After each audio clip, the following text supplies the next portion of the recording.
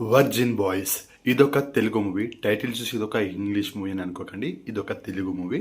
So virgin boys అసలు concept ఏంటంటే టైటిల్లోనే ఉంది వర్జిన్ బాయ్స్ అని. సో జనాలకి ఏం మెసేజ్ ఇద్దామని చూస్తున్నారు వీళ్ళు, నాకైతే అర్థమైతలేదు. ఒక మెసేజ్ ఉందా? ఫ్యామిలీతో చూడొచ్చా? ట్రైలర్ రిలీజ్ చేసామా? ట్రైలర్లో అడల్ట్ సీన్స్ ఉన్నాయా? యూత్కి కనెక్ట్ అయిందా? యూత్ సినిమాని ఎగబడి చూస్తారు కదా ఇలాంటి సినిమాల్ని. సో వాళ్ళ కోసమే తీసినట్టు అనిపించింది నాకైతే. ఇది సినిమా రివ్యూ కాదండి, ట్రైలర్ చూశాక నాకు అనిపించింది, నా ఒపీనియన్ చెప్తున్నాను. ఇది ఒక ట్రైలర్ రివ్యూ. సో ట్రైలర్ నాకైతే నచ్చలేదు, అసలు ఏం కొత్తగా అనిపించలేదు నాకు.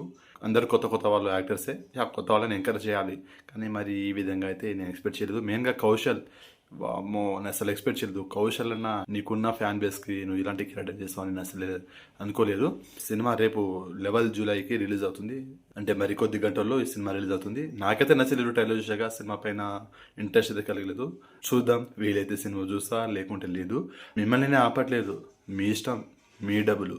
మీరు సినిమా చూస్తా అంటే చూడండి, కానీ సినిమాలో మెసేజ్ ఉందా లేదా మీరు చెప్పండి. సినిమా నాకంటే ముందుగా ఎవరైనా చూస్తే సినిమా బాగుంది బ్రో, సినిమాలో మంచి మెసేజ్ ఉంది అని కామెంట్ చేయండి, కంపల్సరీ చూస్తాను. అయినా నేనైతే ట్రై చేస్తాను, చూసే ప్రయత్నం అయితే చేస్తాను మీకు రివ్యూ ఇవ్వడానికి.